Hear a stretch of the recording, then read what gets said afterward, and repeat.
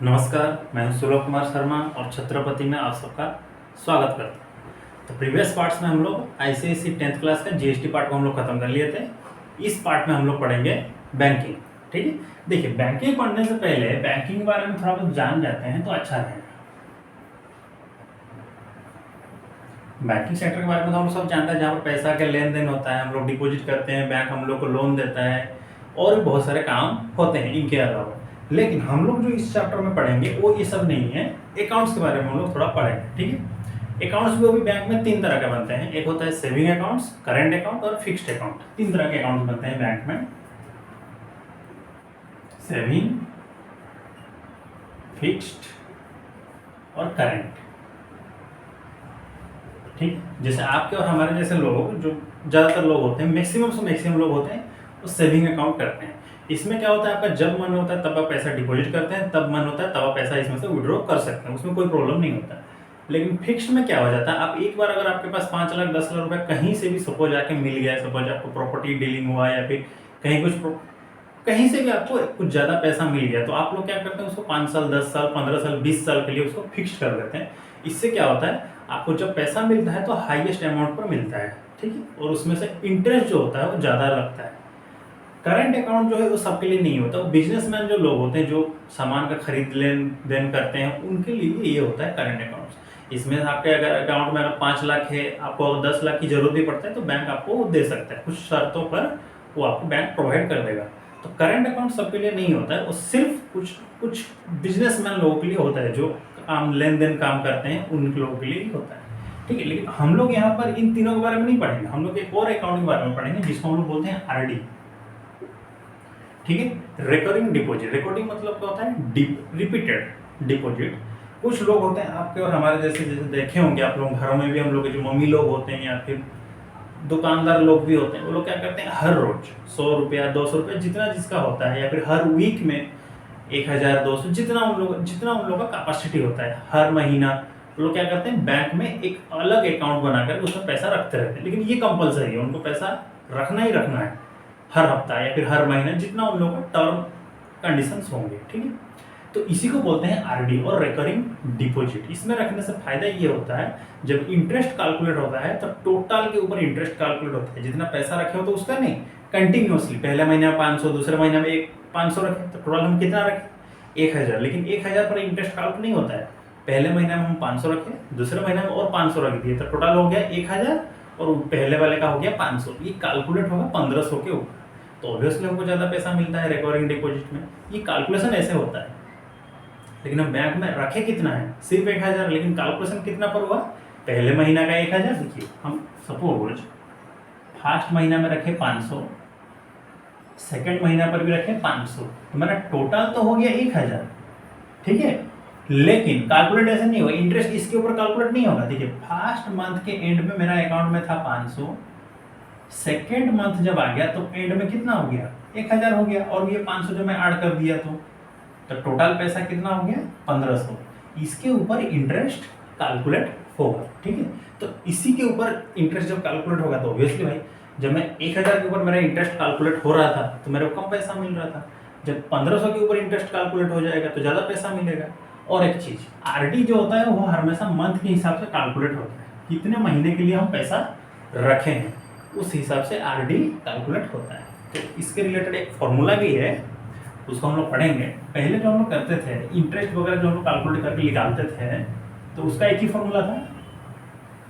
जैसे कि आपका अगर इंटरेस्ट रख रहे हैं तो इंटरेस्ट का फॉर्मूला क्या था, principal into time into rate of interest by 100 हो जाता था। अब इसी फॉर्मूला को उसने थोड़ा मॉडिफाई कर दिया और उसी को फॉर्मूला निकाला क्या, सिंपल इंटरेस्ट, जो आरडी के लिए एप्लीकेबल है। ठीक है, आरडी के लिए एप्लीकेबल। हम पहले ही बोले हैं आरडी में कभी भी टाइम ईयरली नहीं होता है, वो मंथली होता है। लेकिन हम लोग बैंकिंग सेक्टर में मंथली कोई काम नहीं होता, ईयर के हिसाब से होता है। तो आप क्या करिएगा, टाइम को ईयर मंथ में है तो उसको आप लोग ईयर में कन्वर्ट करिएगा। पहले देखिए प्रिंसिपल तो रहा, टाइम मैंने कितना बोला था, मंथ बोला था, तो इसमें टाइम कितना हो जाएगा, n into n plus 1 by 2 into 1/12। Month को अगर मैं 1/12 से डिवाइड कर दूं तो किस में कन्वर्ट हो जाएगा, ईयर में कन्वर्ट हो जाएगा। ठीक है, अब आपका बच गया रेट ऑफ इंटरेस्ट इंटू 100। ये जो कंप्लीट फॉर्मूला लिखा गया है ये सिंपल इंटरेस्ट का फॉर्मूला है जो कि आरडी में एप्लीकेबल होगा। ठीक है, अब देखिए बैंक में ये आपको सिंपल इंटरेस्ट मिलेगा जितने दिनों के लिए आप बैंक में पैसा रखे थे। अब जब बैंक में जब आपका टाइम खत्म हो जाएगा तो आपको मैच्योरिटी वैल्यू भी तो मिलेगा। सपोज आप 2 साल के लिए आरडी किए थे या फिर 20 साल के लिए किए थे, तो 20 साल बाद आपका जब पैसा खत्म हो जाएगा, मतलब पैसा नहीं, जब आपका टाइम मैच्योर हो जाएगा, टाइम खत्म हो गया, जब इसके बाद आपको पैसा नहीं देना है बैंक को, तो आप पैसा तो उठा के लाइएगा ना बैंक में से, तो उसी को बोलते हैं मैच्योरिटी वैल्यू। तो मैच्योरिटी वैल्यू कैसे मिलेगा? P into M. पी मतलब क्या? हर महीना आप कितना पैसा दे रहे थे, कितने महीने के लिए दिए। ठीक है, 20 साल मतलब 20 इंटू 12। ठीक है, 240 महीने के लिए आप दिए। कितना महीना पर महीना? 1000 दे रहे थे या फिर 200 दे रहे थे, 500 जितना भी दे रहे थे, मल्टीप्लाई हो गया प्लस ये जो आपका इंटरेस्ट है, ये दोनों ऐड हो जाएंगे तो आपको मिल जाएगा क्या? Maturity value. दो फॉर्मूलाज हैं, इसी के ऊपर आपका बैंकिंग डील करता है। ठीक, इससे रिलेटेड कुछ क्वेश्चंस करेंगे, आज नहीं क्वेश्चंस करेंगे, आज हम लोग सिर्फ एग्जांपल्स में से कुछ पढ़ लेंगे। नेक्स्ट जो पार्ट होगा कल जब हम लोग पढ़ेंगे तो उसमें हम लोग क्या करेंगे, कुछ क्वेश्चंस को सॉल्व करने की कोशिश करेंगे। ठीक है, जैसे देखिए नंबर 1 जो एग्जांपल का जो नंबर 1 है उसमें क्या बोल रहा है, किरण डिपॉजिट इतना पर मंथ। देखिए पर मंथ एक किरण नाम की एक लड़की है, पर मंथ प्रिंसिपल कितना दे रही है बैंक वालों को? 200 रुपया दे रही है आरडी के हिसाब से। ठीक है, देन कितने महीने के लिए दी? 36 महीने के लिए दी, तो उसका एन हो गया कितना? 36 मंथ। फिर हो गया इफ द बैंक पे इंटरेस्ट। देखिए इंटरेस्ट रेट है कितना? रेट ऑफ इंटरेस्ट है 11% के हिसाब से बैंक उनको इंटरेस्ट दे रहा है। फिर find the amount she got at the maturity. तो पूछा किरण जी को मैच्योरिटी वैल्यू के हिसाब से कितना पेमेंट मिलेगा बैंक के तरफ से। पहले हम लोग सिंपल इंटरेस्ट को कैलकुलेट कर देते हैं। फॉर्मूला क्या है? P into n plus 1/2 into 1/12 into R/100, ये फॉर्मूला है। तो आपका प्रिंसिपल कितना हो गया? 200। टाइम है 36 into 36 plus 1/2 into 1/12। Rate of interest है 11/100। 200 इंटू 36 इंटू 37/2 इंटू 1/12 इंटू 11/100। 12 को अगर हम इससे कैंसिल कर दिए तो कितना बचेगा? 12 3 जो 36 होता है, 2 से आप इसको काट दीजिए तो 100 बचा, 100 और ये 100 कट गया। तो आपके पास इंटरेस्ट कितना हुआ? 37 और ये 33। 37 का 21, 339 to 11, 37 21, 122 1 रुपीज। ये आपका है सिंपल इंटरेस्ट, किसका? आरडी का। अब मैच्योरिटी वैल्यू निकालना है ना, तो मैच्योरिटी वैल्यू का फॉर्मूला क्या था? P into n plus SI। हर महीना वो 200 रुपया दे रही थी, कितने दिनों के लिए दी? 36 मंथ के लिए दी। सिंपल इंटरेस्ट कितना मिला उनको? 2 1 2 2 1। अब इसको मल्टीप्लाई कीजिए, 0 0, तो पैसा कितना हो गया? 1 2 0 1 0 2 2 2 2 2 4 8। तो उनको आज है maturity at the end of कितना? 36 मंथ, महीना 3 साल बाद हर महीना वो 200 दे रही है, तो उनको कितना मिलेगा? 8,421 रुपया उनको मिलेगा बैंक में से। अब एग्जाम्पल 3 को देखिए, कर देते हैं। एग्जाम्पल 3 को देखिए। ठीक है, देखिए सारा का सारा हम लोग नहीं करेंगे, आप लोग वीडियोज को देखिए और अपने दोस्तों को बोल दीजिए देखने के लिए, उनको शेयर भी कर दीजिए, और अपडेट्स के लिए वो लोग उसको फॉलो भी कर लें, जिसको सब्सक्राइब बोलते हैं। तो उससे क्या होगा, आप लोगों का जो भी डाउट होगा वो कमेंट सेक्शन में आप सेंड कर दीजिए, उसी को हम देखेंगे तो उसको हम सॉल्व करके बता देंगे। लेकिन आप सारा का सारा अगर करने की कोशिश करेंगे तो नहीं हो सकता हम लोगों से।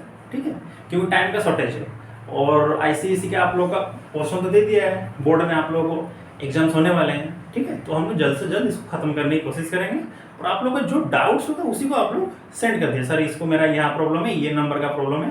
ठीक है, ये गोयल्स ब्रदर का जो बुक्स है ना RD सर में, उसी को हम लोग प्रैक्टिस कर रहे हैं। ठीक है, सेलिना नहीं, दूसरा वाला बुक जो। ठीक है, 3 नंबर को देखिए। हाँ, लेकिन अगर सेलिना में से भी अगर आप लोग का डाउट है तो उसको आप लोग बोल सकते हैं सर सेलिना का बुक ये वाला प्रॉब्लम मेरे को, इसको आप थोड़ा समझा दीजिए, उसमें कोई प्रॉब्लम नहीं, समझा दूंगा, लेकिन पढ़ेंगे हम लोग इसी को, ठीक है। गोयल ब्रदर्स, शाहरुख है, नाम का कोई एक लड़का है, उसने क्या किया, open A recurring deposit account in A bank and deposit इतना पर मंथ। देखिए पर मंथ वो कितना डिपॉजिट कर रहा है, 800 रुपीज जो डिपॉजिट कर रहा है। फॉर टाइम इसको बोल दिया कितना, 1 and 1/2 ईयर। तो सीधी सी बात है 1 ईयर मतलब कितना, 12 मंथ प्लस ये 6 हो गया 18 मंथ के लिए उसने क्या किया, सेव करके रखा है पैसा। If he receive 15084 eight the time of maturity, मतलब क्या उसका मैच्योरिटी वैल्यू दे दिया कितना, टोटल मनी जो उसको रिसीव करना है और मैच्योरिटी वैल्यू दे दिया उसको कितना, 15084 रुपीज, ठीक है। नेक्स्ट जो क्वेश्चन है, if the rate of find the rate of interest, पूछा इसका रेट ऑफ इंटरेस्ट कितना होगा ये कैलकुलेट कर। देखिए हमको पी भी मालूम है, एन भी मालूम है, तो सिंपल इंटरेस्ट मिल जाएगा कि नहीं। देखिए मैच्योरिटी वैल्यू का फॉर्मूला क्या था, P into n plus S I था। अगर मैं एस आई को निकाल दूँ, P M B minus P N अगर करूँ तो मेरे को एस आई मिल जाएगा, ठीक है। तो मैच्योरिटी वैल्यू कितना है 15084 माइनस पी वैल्यू है मेरा 800 और ये है 18, ठीक है। तो दोनों को मल्टीप्लाई करेंगे तो पी एन मिलेगा 14400, ठीक है। माइनस कीजिए 404808 माइनस 4 नहीं हो सकता, 10 माइनस 4 होगा 6 0। तो मेरा ये हो गया आपका क्या, सिंपल इंटरेस्ट 684 रुपीज। अब सिंपल इंटरेस्ट का फॉर्मूला हम लोग जानते हैं, उसका फॉर्मूला क्या था, P into n plus 1/2 into 1/12। Rate of interest आपका कितना है वो हमको फाइंड आउट करना है, बाई 100 इक्वल टू 684। प्रिंसिपल है आपका 800 इंटू टाइम कितना है 18 मंथ ना, इसको हम डायरेक्ट लिख रहे हैं, ठीक है। Rate of interest by 100। देखिए एन 19 कैसे हुआ, एन प्लस 1 ना, एन का वैल्यू 18 तो प्लस 1 करेंगे तो 19 होगा। इससे इसको काट दीजिए 8 बचेगा, काटिए 4 बचेगा, 4 से इसको काटिए 3 बचेगा। तो सिर्फ रेट ऑफ इंटरेस्ट कितना हो गया 684। ये डिवीजन है, इधर आएगा तो मल्टीप्लाइड हो जाएगा, और ये दोनों मल्टीप्लाइड है, इधर आएंगे तो डिवाइड हो जाएंगे। और जब हम इन लोग कैंसिल करेंगे, इसको कैंसिल कर दीजिए 6 बचेगा, फिर इसको 2 से कैंसिल करिए 3 बचेगा, 2 से करिए 2 3 जा, 2 4 जा, 2 2 जा, ये 3 से कट जाएगा, ठीक है। 3 1 जा 3, 3 1 जा 3, 3 4 जा 12। तो 19 का टेबल में कहाँ पर 114 आता है, 19 6 जा 114। तो ये आपका क्या हो गया, रेट ऑफ इंटरेस्ट 6% जो बैंक दे रहा है, किसको दे रहा है, शाहरुख को दे रहा है, ठीक है। अब लास्ट वाला एग्जांपल देखते हैं, जो एग्जांपल 5 नंबर का जो एग्जांपल है उसी को देख लेते हैं। ये थोड़ा इंपॉर्टेंट है, पता नहीं क्यों मेरे ज़्यादा स्टूडेंट्स लोगों को ये वाला बहुत प्रॉब्लम आती है, बोलते हैं सर इसको तो हम लोग समझ ही नहीं पाते हैं। मतलब ऑनलाइन वाले नहीं, ऑफलाइन वाले जो पढ़ने आते हैं वो लोग ज़्यादातर बोलते हैं सर ये हमको ज़्यादा प्रॉब्लम है, पता नहीं क्या प्रॉब्लम है इन लोग। एक एक को इसी क्वेश्चन में 5 बार समझाया हूँ, लेकिन फिर भी जब देता हूँ करने के लिए तो गलत करते हैं, पता नहीं कहाँ से गलती कर देते हैं। Meena has a cumulative time deposit account 340 per month. देखिए प्रिंसिपल कितना है मीना के लिए 340, हर महीना वो दे देगी, और रेट ऑफ इंटरेस्ट इसका बोल दिया कितना 6%। If C get 7157 at the time of maturity, देखिए मैच्योरिटी वैल्यू उसको कितना मिल रहा है 3751,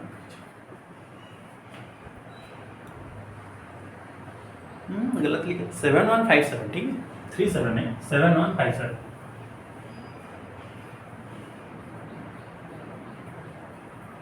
eight the time of maturity. Find the total time for which, ठीक है टाइम मतलब एन को मेरे को निकालना है, अंडरस्टूड। देखिए काम कीजिए, मेरे को पी मालूम है, एन मालूम है, एम भी मालूम है, आर भी मालूम है, तो मैं एस आई लेवल निकाल देता हूँ। एस आई का फॉर्मूला की डायरेक्ट कर रहा हूँ, ठीक है 340 into n into m plus 1/2 into 1/12 rate of interest कितना है 6/100।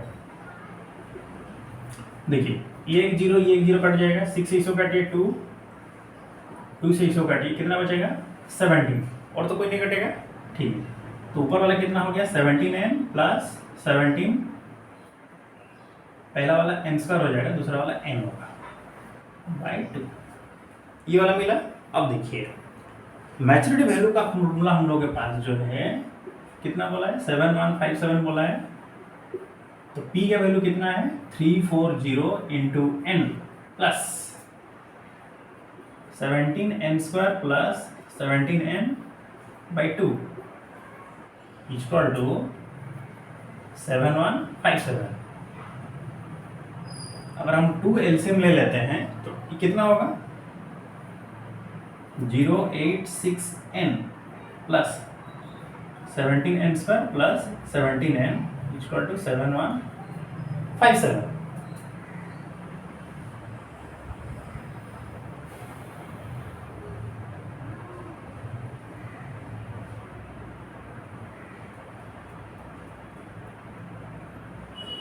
ये देखिए एक जीरो बचा है ना यहाँ पे, तो ये एक जीरो यहाँ पर आया, ठीक है, तो ये एक जीरो हो जाता है, तो ये यहाँ पर एक और जीरो आ जाएगा। अब चलिए सब सही है, तो 17n स्क्वायर प्लस 17n, इन दोनों काट कर दीजिए एक ही बार में, कोई प्रॉब्लम नहीं। ये जो है 6800n है, ये दोनों काट कर 6817n, ये 20 है, इधर आके मल्टीप्लाई हो जाएगा तो 0, 7 2 14, 4 1 5 2 10 1 11 1 1 2 1 3 7 2 14, ठीक है। अब इसको क्या करिए 17m स्क्वायर प्लस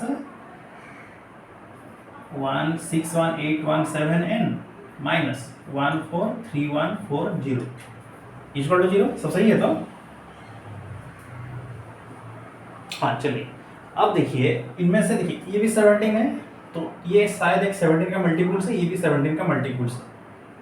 देखिए इस तरह का जो क्वेश्चन देगा तो 17n स्क्वायर अगर लिख रहा है तो समझ लीजिएगा जी ये भी 17 का मल्टीपल होगा, ये भी होगा, चांसेस बहुत ज़्यादा है, ठीक है। गारंटी नहीं होंगे कि नहीं, लेकिन चांसेस बहुत ज़्यादा है, 90% चांसेस है ये भी 17 का मल्टीपल, ये भी 17 का मल्टीपल, ये भी 17 का मल्टीपल। तो आप क्या करिएगा डिवाइड करके चेक कर लीजिएगा कि ये है कि नहीं। अगर है तो अच्छी बात है, मिडिल फैक्टराइजेशन करने में हम लोग आसानी होगा, और नहीं है तो दूसरा मेथड तो जानते ही, इसको ऊपर करते हैं, ठीक है, यहाँ पर इसको इरेज कर देते हैं। देखिए अभी जब इसको मल्टीप्लाई करेंगे 17 अगर हम कॉमन ले जाएंगे तो बचेगा कितना है n स्क्वायर बचेगा, प्लस 17 जब कॉमन चला जाएगा तो बचेगा कितना 401 माइनस इसमें से अगर 17 चला जाएगा तो बच रहा है 8420 0। चलिए अब इसको फैक्टराइज करिए। देखिए मल्टीप्लाई करने से माइनस होता हो, लेकिन एडिशन करने से प्लस हो रहा है, तो सीधी सी बात है दोनों में से कोई एक प्लस है दूसरा एक माइनस है, तो बड़ा वाला प्लस है छोटा वाला माइनस है, क्योंकि जब हम लोग एडिशन कर रहे हैं तो प्लस हो जा रहा है, ठीक है। एडिशन करने से अगर प्लस हो रहा है तो ऑब्वियसली बड़ा वाला प्लस हुआ होगा और छोटा वाला माइनस हुआ होगा। इसको थोड़ा फैक्टराइज करिए, 8420 2 से करिएगा तो कितना होगा 4210, फिर 2 से करिएगा 2205, फिर 2 से नहीं 5 से होगा 5420 521। देखिए 421 एक हो रहा है और ये 21 हो रहा है, तो यहीं पर तो आंसर मिल गया 421 एक माइनस 20n माइनस 84200। अगर n यहाँ से कॉमन ले ले तो बचेगा कितना n कितना, अगर फिर यहाँ से हम n कॉमन 20 कॉमन ले माइनस 20 कॉमन लेंगे, ठीक है, दोनों के दोनों नेगेटिव हैं 0।